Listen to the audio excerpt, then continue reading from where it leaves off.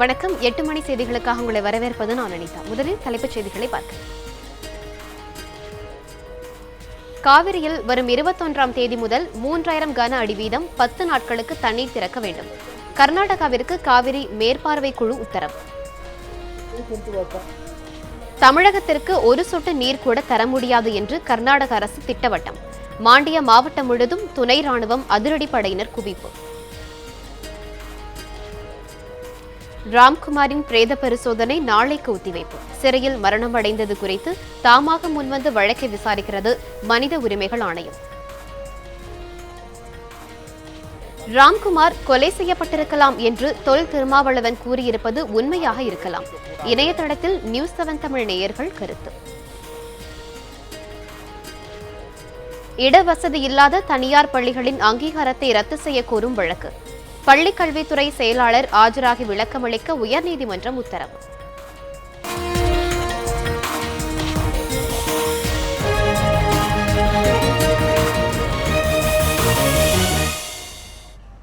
இனி செய்திகளை விரிவாக பார்க்கலாம்.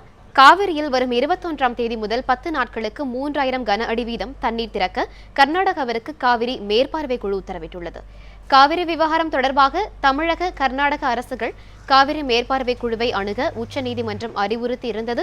அதன்படி டெல்லியில் கடந்த 12ஆம் தேதி காவிரி மேற்பார்வை குழு கூட்டம் நடைபெற்ற நிலையில் தண்ணீர் திறப்பது குறித்து எந்த முடிவும் எடுக்கப்படவில்லை. இந்நிலையில் டெல்லியில் இன்று மீண்டும் காவிரி மேற்பார்வை குழு கூடியது. மத்திய நீர்வளத்துறை செயலாளர் சசிசேகர் தலைமையில் நடைபெற்ற இந்த கூட்டத்தில் தமிழகம், புதுச்சேரி, கர்நாடக அரசு அதிகாரிகள் பங்கேற்றனர். இக்கூட்டத்தின் முடிவில் காவிரியில் வரும் 21ஆம் தேதி முதல் 10 நாட்களுக்கு 3000 கன அடி வீதம் தண்ணீர் திறக்க கர்நாடகாவிற்கு மேற்பார்வை குழு உத்தரவு பிறப்பித்தது. பின்னர் செய்தியாளர்களிடம் பேசிய சசிசேகர், காவிரியில் நீர் திறக்க கர்நாடகாவிற்கு உத்தரவிட மேற்பார்வை குழுவிற்கு அதிகாரம் உள்ளது என்றார். மேலும் தேவைப்பட்டால் இரு மாநிலங்களும் உச்சநீதிமன்றத்தை அணுகலாம் என்றும் சசிசேகர் குறிப்பிட்டார். அத்துடன் காவிரி மேற்பார்வை குழுவின் அடுத்த கூட்டம் அக்டோபர் மாதம் நடைபெறும் என்றும் சசிசேகர் தெரிவித்தார். Supervisory committee has been directed by the Supreme Court to pass an order based on the scientific data. So we collected all the necessary data of the conjunctive use, the rainfall, the inflows, then what should be the pro rata share, the proportionate share of each state, and then come to this conclusion. காவிரியிலிருந்து தமிழகத்திற்கு ஒரு சொட்டு தண்ணீர் கூட தர முடியாது என்று கர்நாடக நீர்வளத்துறை அமைச்சர் MP பாட்டீல் தெரிவித்துள்ளார். காவிரி மேற்பார்வை குழு உத்தரவு குறித்து பெங்களூருவில் செய்தியாளர்களிடம் பேசிய கர்நாடக நீர்வளத்துறை அமைச்சர் MP பாட்டீல், காவிரியிலிருந்து தமிழகத்திற்கு ஒரு சொட்டு தண்ணீர் கூட தர முடியாது என்று தெரிவித்தார். இருப்பினும் நாளை உச்சநீதிமன்ற உத்தரவுக்கு பிறகுதான் தண்ணீர் தருவது பற்றி இறுதி முடிவு எடுக்கப்படும் என்றும் MP பாட்டீல் கூறினார். இந்நிலையில் காவிரி தொடர்பான வழக்கு உச்சநீதிமன்றத்தில் நாளை விசாரணைக்கு வரவுள்ளதால் பெங்களூரு நகரம் முழுவதும் உள்ள மதுக்கடைகள் நாளையும் நாளை மறுநாளும் அடைக்கப்படும் என்று மாநகர காவல்துறை ஆணையர் மேக்ரிட் தெரிவித்துள்ளார். இதற்கிடையே தமிழகத்திற்கு கிருஷ்ணராஜசாகர் அணையிலிருந்து தமிழகத்திற்கு திறக்கப்பட்ட நீர் தற்போது நிறுத்தப்பட்டுள்ளது. ராம்குமார் தற்கொலை செய்து கொண்ட புழல் சிறையில் திருவள்ளூர் குற்றவியல் நீதிமன்ற மாஜிஸ்ட்ரேட் தமிழ்ச்செல்வி விசாரணை நடத்தினார். சுவாதி கொலை வழக்கில் கைது செய்யப்பட்ட ராம்குமார் புழல் சிறையில் நேற்று தற்கொலை செய்து கொண்டதாக தெரிவிக்கப்பட்டது. இதுகுறித்து தனி மாஜிஸ்ட்ரேட் விசாரிக்க வேண்டும் என்று நீதிமன்றம் உத்தரவிட்டது. இதனையடுத்து திருவள்ளூர் குற்றவியல் நீதிமன்ற மாஜிஸ்ட்ரேட் தமிழ்ச்செல்வி இன்று விசாரணை நடத்தினார். புழல் விசாரணை சிறை 2 ராம்குமாருடன் தங்கிய வெங்கடேசன், இளங்கோ உள்ளிட்ட 11 விசாரணை கைதிகளிடம் அவர் விசாரித்தார். இதேபோல தலைமை சிறை காவலர் பேச்சிமுத்து மற்றும் சிறையில் உள்ள மருந்தகத்தின் மருத்துவர் நவீன்குமார் உள்ளிட்டோரிடமும் மாஜிஸ்ட்ரேட் தமிழ்ச்செல்வி தனித்தனியாக விசாரணை மேற்கொண்டார். சுமார் 3 மணி நேரம் நடைபெற்ற விசாரணை முடிவடைந்த நிலையில் விசாரணை அறிக்கை உயர்நீதிமன்றத்தில் சமர்ப்பிக்கப்படும் என்று தெரிகிறது. இந்நிலையில் ராம்குமார் உடலை உடற்கூறு ஆய்வு செய்ய ராம்குமார் தரப்பு வழக்கறிஞர்கள் ஆட்சேபனை தெரிவித்தனர். ராம்குமாரின் உடலில் உள்ள வெளிக்காயங்கள் தொடர்பாக எழுத்துப்பூர்வமான அறிக்கை தர மருத்துவர்கள் குழுவிடம் அவர்கள் வலியுறுத்தினர். மேலும் உடற்கூறு ஆய்வின் போது ராம்குமாரின் உறவினர்கள் யாரேனும் அருகில் இருக்க வேண்டும் என்றும் ராம்குமார் தரப்பில் கோரிக்கை வைக்கப்பட்டது. இந்நிலையில் மாலை 6 மணிக்கு மேல் உடற்கூறு ஆய்வு நடைபெறாது என்பதால் அதனை நாளை காலை 8 மணிக்கு ஒத்திவைத்து திருவள்ளூர் நடுவர் மன்ற நீதிபதி தமிழ்ச்செல்வி உத்தரவிட்டார். இதனிடையே ராம்குமாரின் மரணம் குறித்து தாமாக முன்வந்து வழக்கை விசாரிக்க மாநில மனித உரிமைகள் ஆணையம் முடிவு செய்துள்ளது. பத்திரிகைகளில் வெளியான செய்திகளை அடிப்படையாக கொண்டு வழக்கினை மாநில மனித உரிமைகள் ஆணையம் விசாரிக்கிறது. மூத்த அதிகாரியை கொண்டு விசாரித்து 2 வாரத்தில் அறிக்கை அளிக்கவும் ADGPக்கு மனித உரிமைகள் ஆணையம் உத்தரவிட்டுள்ளது. மென்பொறியாளர் சுவாதி கொலை வழக்கில் குற்றம் சாட்டப்பட்ட ராம்குமாரின் உயிரிழப்புக்கு காவல்துறைதான் காரணம் என்று ராம்குமாரின் தந்தை பரமசிவன் குற்றம் சாட்டியுள்ளார். இதனை CBI விசாரிக்க வேண்டும் என்றும் அவர் வலியுறுத்தியுள்ளார். இது தொடர்பாக கடலூரில் பரமசிவனுடன் நமது செய்தியாளர் விவேக் நடத்திய கலந்துரையாடலை இப்போது பார்க்கலாம். ராம்குமார் அவர்கள் தற்கொலை செய்து கொண்டார் என்று காவல்துறை தரப்பில் தெரிவிக்கப்பட்டுள்ளது. தற்போது நம்மிடையே ராம்குமார் தந்தை நம்மிடையே இருக்கிறார். அவர்களிடம் இது குறித்து கேட்போம். வணக்கம். நேற்று ராம்குமார் தற்கொலை செய்து கொண்டார்னு சொல்றாங்க. இன்னைக்கு வந்து உடற்கூறாய்வு அதாவது நீங்க இருந்து நடைபெறும் அப்படின்னு தெரிவிச்சாங்க. அதை பத்தி அந்த உடற்கூறாய்வில் என்னென்ன கோரிக்கைகள் வேணும்னு நீங்க நினைச்சிருக்கீங்க? நாங்கள் வந்து CBI விசாரணைக்கு தான். நாங்கள் அவனுக்கு வந்து அவன் தனிச்சே சாகலை, இவங்க தான் அடித்து கொண்டு இருக்காங்க. அதனால CBI தான் நான் விசாரணைக்கு கேட்டிருக்கேன். வந்து அதாவது ராம்குமார் வந்து சிறையில் போய் கடைசி எப்போ பார்த்தீங்க? அப்போ வந்து அவரோட மனநிலை என்னவா இருந்துச்சு? உங்ககிட்ட அந்த மாதிரி ஏதாச்சும் தெரிவிச்சாரோ? நான் போன மாதம் 17ஆம் தேதி போய் பார்த்தேன். நல்லா ஹெல்த்தாக தான் இருந்தோம். அதே மாதிரி முந்தா நாள் வந்து எங்களுடைய வக்கீல் ராமராஜ் சாரும் போய் பார்த்துட்டு பையனை பார்த்து எல்லாம் திங்கிறதுக்கெல்லாம் வாங்கி கொடுத்துட்டு நல்லா ஹெல்த்தாக இருக்கான் அப்படின்ட்டு தான் இன்னைக்கு சாமியனுக்கு மனு போடணும்னு சொல்லிட்டு வந்திருக்காரு. இப்போ வந்து ராம்குமார் வந்து அவர் தற்கொலை செய்து கொண்டாங்க. எந்த முடிவு இன்னும் சுவாதி கொலையிலும் சரி இந்த ராம்குமார் இப்போ தற்கொலை செய்து கொண்டாங்க. இதில் வந்து என்ன மாதிரி மர்மங்கள் ஏற்கனவே நிறைய இருக்க நிலைமையில் நீங்கள் என்ன மாதிரி கருதுறீங்க? சுவாதி கொலை வழக்கும் பொய்யான தகவல் தான். இவனை தூக்கி கொண்டு போய் பேரமாற்றி தூக்கி கொண்டு வச்சுக்கிட்டாங்க. முத்துக்குமார் பதில் ராம்குமாரை தூக்கி கொண்டு போய் கழுத்தறுத்து தூக்கி கொண்டு ஆஸ்பத்திரியில் கொண்டு வச்சு இங்கே சென்னையில் கொண்டாந்து வச்சுக்கிட்டாங்க. அதுவும் பொய்யாவுள்ள தகவல். அது இவனுக்கு வந்து குற்றவாளி வேறு யாரும் இவனுக்கு சாட்சி கிடையாது, ஒன்றும் கிடையாது. இவனை எப்படியும் கொன்றணும் ஒருதலை பட்சத்தில் அப்படின்னு நினச்சி எல்லாம் அரசியல்வாதிகளையும் இதில் சேர்ந்துருக்காங்க. எல்லாம் சேர்ந்து தான் பின்னணியிலேருந்து பையனை கடைக்கு க்ளோஸ் பண்ணிடணும் 40 நாளையில் அப்படின்ட்டு திட்டமிட்ட செயல். இப்போ நீங்கள் எப்போ சென்னை புறப்பட போகிறீங்க? அங்கே வந்து என்ன மாதிரி கோரிக்கைகள் நீங்கள் வச்சுருக்கீங்க? இன்னைக்கு நான் வக்கீல்கிட்ட கேட்டுக்கிட்டு தான் நான் புறப்படுவேன். வக்கீல் என்ன சொல்லுதார், தகவல் சொல்லுதாருன்னு கேட்டுக்கிட்டு நான் வந்துடுறேன். அதாவது ராம்குமாரோட அந்த உடற்கூறாய்வில் நீங்கள் என்னென்ன மாதிரி நிபந்தனைகள்லாம் விதித்து அவரோட உடற்கூறு நடத்தலாம் அப்படின்னு சொல்கிறீங்க? நாங்கள் வந்து டாக்டர் வந்து வேறு டாக்டர் வேணும், வேறு டாக்டர் வேணும். அதே மாதிரி எங்களுக்கு வந்து எங்கள் ஆள் போஸ்ட்மார்ட்டம் பண்ணையில் ஒரு ஆள் கண்டிப்பாக நிற்கணும் உள்ள போஸ்ட்மார்ட்டத்துக்கு. எங்கள் வக்கீலும் எங்கள் கூட நிற்பார் அப்படின்னா நாங்கள் கோரிக்கை வச்சுருக்கோம். அதாவது தற்போது ராம்குமார் தற்கொலை செய்து கொண்ட தொடர்பாக தற்போது அவருடைய தந்தை நமக்கு தெரிவித்த தகவல்களை தற்போது கேட்டோம். ஒளிப்பதிவாளர் ராஜ்குமாரோட விவேக்குமார், நியூஸ் ஆன் தமிழ், புதுச்சேரி.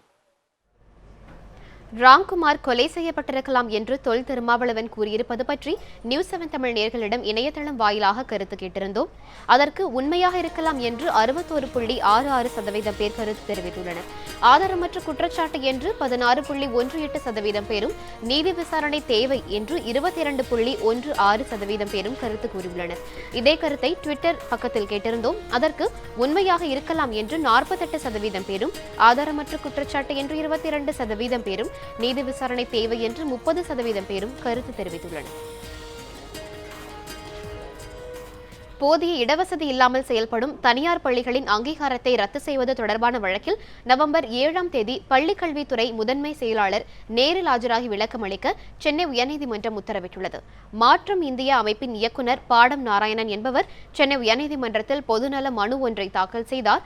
அந்த மனுவில் தமிழகத்தில் முறையான அனுமதியின்றியும் போதிய இடவசதி இல்லாமலும் இயங்கி வரும் தனியார் மெட்ரிக் பள்ளிகளின் அங்கீகாரத்தை ரத்து செய்ய வேண்டும் என்று அவர் குறிப்பிட்டிருந்தார். இந்த வழக்கில் தனியார் மெட்ரிக் பள்ளிகளுக்கு வழங்கப்பட்ட தற்காலிக அனுமதி கடந்த மே 31ஆம் தேதியுடன் நிறைவடைந்தது. இந்நிலையில் தலைமை நீதிபதி அமர்வு முன்பு இந்த வழக்கு விசாரணைக்கு வந்தது. அப்போது போதிய இடவசதி மற்றும் அங்கீகாரம் இல்லாத பள்ளிகள் குறித்து ஆய்வு நடத்தப்பட்டு வருவதாகவும் அதற்கு கூடுதல் கால அவகாசம் வேண்டும் என்றும் பள்ளிக் கல்வித்துறை சார்பில் மனு தாக்கல் செய்யப்பட்டது. அதை ஏற்றுக்கொண்ட நீதிபதிகள் அக்டோபர் 31ஆம் தேதி வரை கால அவகாசம் வழங்கினர். மேலும் நவம்பர் 7ஆம் தேதி பள்ளிக் கல்வித்துறை முதன்மை செயலாளர் ஆவணங்களுடன் நேரில் ஆஜராகி விளக்கம் அளிக்கவும் உத்தரவிடப்பட்டது. உள்ளாட்சித் தேர்தலில் திமுக சார்பாக போட்டியிட விரும்பும் விருப்ப மனுக்கள் பெறும் பணியை அக்கட்சி தொடங்கியுள்ளது. தமிழகத்தில் அடுத்த மாத இறுதிக்குள் உள்ளாட்சித் தேர்தலை நடத்தி முடிக்க தேர்தல் ஆணையம் முடிவு செய்துள்ளதை அடுத்து அதற்கான பணிகளை அரசியல் கட்சிகள் தொடங்கியுள்ளன. திமுக சார்பில் போட்டியிட விரும்புபவர்களிடமிருந்து விருப்ப மனுக்கள் சென்னை அண்ணா அறிவாலயத்தில் இன்று முதல் வரும் 22ஆம் தேதி வரை பெறப்படுகிறது. இதில் மாநகராட்சி மன்ற பதவிக்கு 10,000 ரூபாயும், மாவட்ட ஊராட்சி குழு உறுப்பினர் பதவிக்கு 5,000 ரூபாயும், நகர்மன்ற உறுப்பினர் பதவிக்கு 4,000 ரூபாயும், ஊராட்சி ஒன்றிய குழு உறுப்பினர் 2,000 ரூபாயும், பேரூராட்சி உறுப்பினர் பதவிக்கு 1,000 ரூபாயும் செலுத்த வேண்டும் என்று அக்கட்சியின் பொதுச் செயலாளர் அன்பழகன் அறிவித்துள்ளார். ஆதிதிராவிடர் மற்றும் பெண்களுக்கு அதில் பாதி தொகை செலுத்த வேண்டும் என்றும் அன்பழகன் குறிப்பிட்டார். பெண் வாக்காளர்கள் அதிகம் உள்ள பகுதிகளில் பெண்களை போட்டியிட வைப்பது குறித்து தேர்தல் ஆணையம் பரிசீலித்து முடிவெடுக்க வேண்டும் என்று சென்னை உயர்நீதிமன்றம் உத்தரவிட்டுள்ளது. காஞ்சிபுரம் மாவட்டம் தையூரை சேர்ந்த இந்துமதி என்பவர் சென்னை உயர்நீதிமன்றத்தில் பொதுநல மனு ஒன்றை தாக்கல் செய்தார்.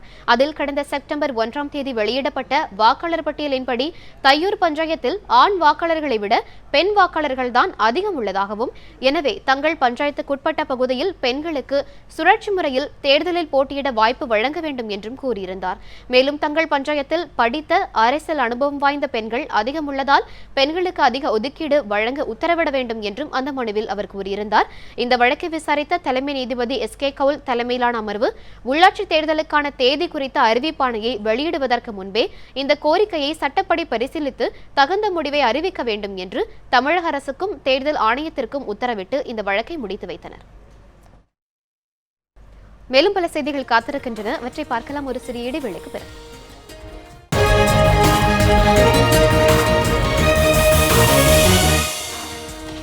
8 மணி செய்திகள் மீண்டும் தொடர்கின்றன. சென்னை மெட்ரோ ரயில் சேவைக்காக சின்னமலை விமான நிலையம் இடையே ரயில் நிலையங்களை அழகுபடுத்தும் பணிகள் தொடங்கியுள்ளன. கோயம்பேடு ஆலந்தூர் இடையே 10 கிலோமீட்டர் தூரத்திற்கு தற்போது மெட்ரோ ரயில் சேவை வழங்கப்பட்டு வருகிறது. மேலும் 44 கிலோமீட்டர் தூரத்திற்கு பல்வேறு வழித்தடங்களில் பணிகள் நடைபெற்று வருகிறது. இந்நிலையில் சின்னமலை விமான நிலையம் இடையே சுமார் 9 கிலோமீட்டர் தூரத்திற்கு பணிகள் நிறைவடைந்து சோதனை ஓட்டம் நடத்தப்பட்டது. அந்த வழித்தடத்தில் ரயிலை இயக்க ரயில்வே பாதுகாப்பு ஆணையர் அனுமதி வழங்கியதை அடுத்து ரயில் சேவையை தொடங்குவதற்கான பணிகள் முடுக்கிவிடப்பட்டுள்ளன. வரும் 21ஆம் தேதி முதல் அந்த வழித்தடத்தில் ரயிலை இயக்க நடவடிக்கை எடுக்கப்பட்டுள்ளதாக மெட்ரோ ரயில் அதிகாரிகள் தகவல் தெரிவித்துள்ளனர். இதற்காக ரயில் நிலையங்களை மின் விளக்குகளால் அலங்கரிக்கும் பணிகள் தொடங்கியுள்ளன. ONGC நிறுவனம் படிம எரிவாயு எடுப்பது தொடர்பாக 3 வாரத்திற்குள் தமிழக அரசு தனது நிலைப்பாட்டை தெரிவிக்க வேண்டும் என்று தென்மண்டல தேசிய பசுமை தீர்ப்பாயம் உத்தரவிட்டுள்ளது.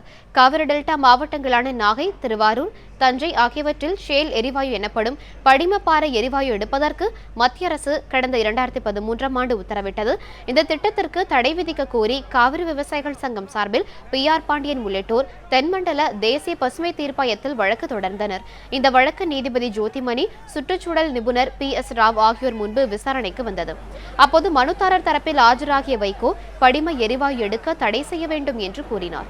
அப்போது குறுக்கிட்ட ONGC வழக்கறிஞர் மாசிலாமணி படிம எரிவாயு எடுப்பதற்கு மத்திய அரசு எந்த அனுமதியும் வழங்கவில்லை என்றும் மறைமுகமாக எந்த பணியையும் ONGC நிறுவனம் மேற்கொள்ளாது என்றும் தெரிவித்தார். இதற்கு எதிர்ப்பு தெரிவித்த வைகோ எரிவாயு இருப்பது பற்றிய சோதனை செய்யும் போதே சுற்றுப்புற சூழல் பாதிப்பு ஏற்படுகிறது என்று வாதிட்டார். இருதரப்பு வாதங்களை கேட்டறிந்த நீதிபதிகள் ONGC நிறுவனம் படிம எரிவாயு எடுப்பது தொடர்பாக 3 வாரத்திற்குள் தமிழக அரசு தனது நிலைப்பாட்டை தெரிவிக்க வேண்டும் என்று கூறி மனு மீதான விசாரணையை அக்டோபர் 28ஆம் தேதிக்கு ஒத்திவைத்தனர். வேலூர் மத்திய சிறையில் தாக்கப்பட்டு காயங்களுடன் போராடும் பேரறிவாளனை பரோலில் விடுவிக்க வேண்டும் என்று முதலமைச்சர் ஜெயலலிதா இல்லத்தில் அவரது உதவியாளரிடம் பேரறிவாளனின் தாயார் அற்புதம்மாள் மனு அளித்துள்ளார். ராஜீவ்காந்தி கொலை வழக்கில் தண்டனை பெற்று கடந்த 25 ஆண்டுகளுக்கு மேலாக வேலூர் சிறையில் அடைக்கப்பட்டுள்ள பேரறிவாளன் அண்மையில் சக கைதியால் கடுமையாக தாக்கப்பட்டார். இதனால் வேதனை அடைந்த பேரறிவாளனின் தாயார் அற்புதம்மாள் தமது மகனின் உடல்நிலையை கருதி பரோலில் விட வேண்டும் என்று சென்னை போயஸ் கார்டனில் உள்ள முதல்வர் இல்லத்தில் கோரிக்கை மனு அளித்தார். பின்னர் செய்தியாளர்களிடம் பேசிய அவர், இந்த தாக்குதலில் பேரறிவாளனுக்கு நடக்க முடியாத அளவுக்கு கண்கள் மற்றும் முதுகில் அடிபட்டுள்ளதாகவும் மேலும் கால் முறிந்துள்ளதாகவும் அவர் வேதனை தெரிவித்தார். 25 வருடங்களாக சிறையிலேயே தண்டனை பெற்று வரும் தமது மகனை பரோலில் அனுப்புவது குறித்து முதல்வரிடம் வேண்டுகோள் விடுத்து மனு அளித்திருப்பதாக அற்புதம்மாள் தெரிவித்தார். உடனே பரோல் கொடுத்தாதான் நான் என் குழந்தைக்கு ஏதோ ஒன்று பண்ண முடியும். இப்போ கூட என் குழந்தைக்கு நான் உதவி செய்யலைன்னா நான் அம்மான்னு சொல்லிக்கிறதுல அர்த்தம் இல்லை. நான் இந்த அம்மாவை தான் நம்பியிருக்கிறேன். அதனால் அவங்க பார்வைக்கு போகிறதுக்காக இங்கே வந்தேன். உள்ளேருந்து அவங்க பிஏ வந்து நான் கண்டிப்பாக அம்மா பார்வைக்கு கொண்டு போகிறோம்மான்னு இப்போ வந்து நான் கொடுத்த கோரிக்கை மனுவை வாங்கிட்டு போயிருக்காங்க. தமிழக உள்ளாட்சித் தேர்தலிலும் திமுக காங்கிரஸ் கூட்டணி தொடரும் என்று தமிழக காங்கிரஸ் தலைவர் திருநாவுக்கரசர் தெரிவித்துள்ளார். உள்ளாட்சித் தேர்தலை சந்திப்பது, அதற்கான விருப்ப மனுக்களை பெறுவது உள்ளிட்ட கட்சியின் அடுத்த கட்ட நடவடிக்கைகள் குறித்து தமிழக காங்கிரஸ் தலைவர் திருநாவுக்கரசர் சத்தியமூர்த்தி பவனில் ஆலோசனை மேற்கொண்டார். இக்கூட்டத்தில் உள்ளாட்சித் தேர்தல் கூட்டணி குறித்தும் தேர்தல் பொறுப்பாளர்களை நியமிப்பது தொடர்பாகவும் ஆலோசனை மேற்கொள்ளப்பட்டது. பின்னர் திமுக தலைவர் கருணாநிதியை அவரது கோபாலபுரம் இல்லத்தில் திருநாவுக்கரசர் மரியாதை நிமித்தமாக சந்தித்து பேசினார். இதன் பிறகு செய்தியாளர்களிடம் பேசிய திருநாவுக்கரசர் தமிழக உள்ளாட்சித் தேர்தலிலும் திமுக காங்கிரஸ் கூட்டணி தொடரும் என்று தெரிவித்தார். மேலும் வாசன் ஸ்டாலின் சந்திப்பு குறித்து கருத்து கூற விரும்பவில்லை என்றும் திருநாவுக்கரசர் கூறினார்.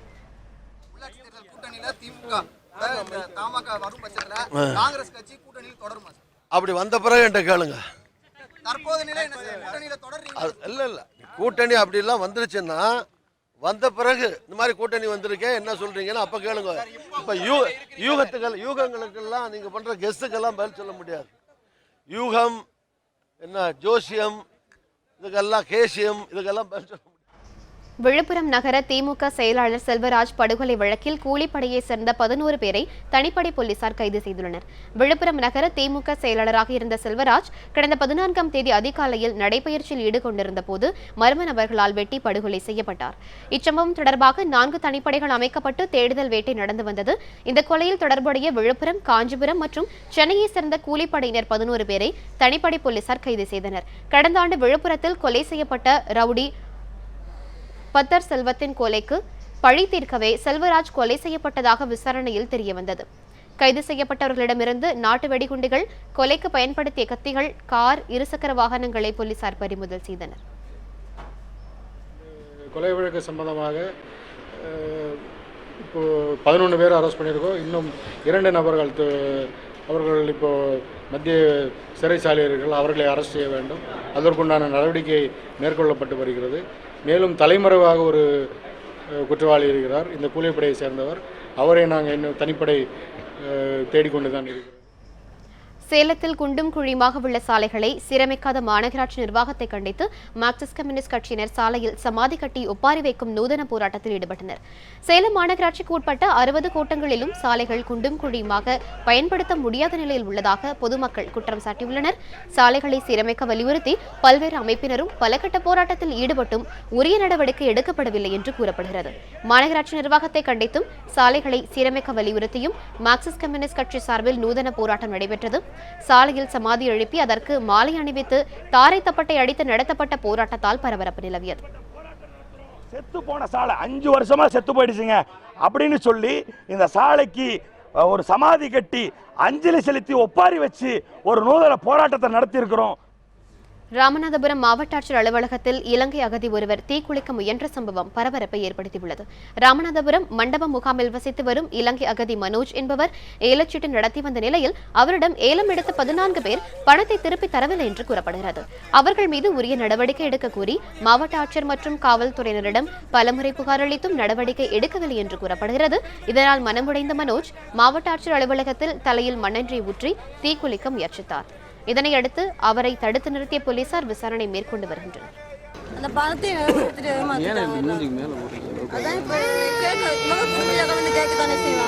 கேட்டு ரொம்ப டார்ச்சர். அவங்க கேட்க கொடுத்த இடத்துல கேட்க அடிச்சு ஆம்புலன்ஸ்ல அனுப்புறாங்க. அதான் இப்ப ரொம்ப முடியாம எல்லாம் கொடுத்தவங்க யாருமே நடவடிக்கை எடுக்கல. எடுத்தும் போலீஸுக்கு பயப்பட மாட்டேங்கிறாங்க கேம்புக்குள்ள இருக்கிறவங்க.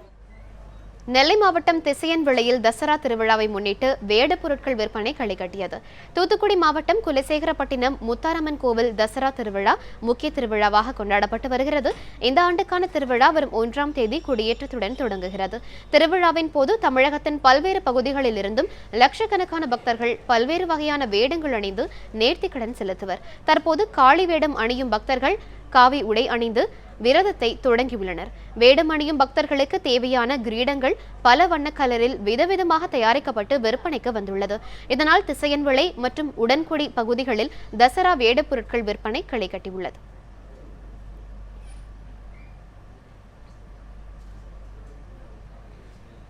புதுச்சேரி விற்பனை குழு செயலர் ஊழல் முறைகேட்டில் ஈடுபட்டதாக கூறி விற்பனை குழு செயலர் அலுவலகத்திற்கு பூட்டு போட்டு ஊழியர்கள் 100க்கும் மேற்பட்டோர் ஆர்ப்பாட்டத்தில் ஈடுபட்டனர்.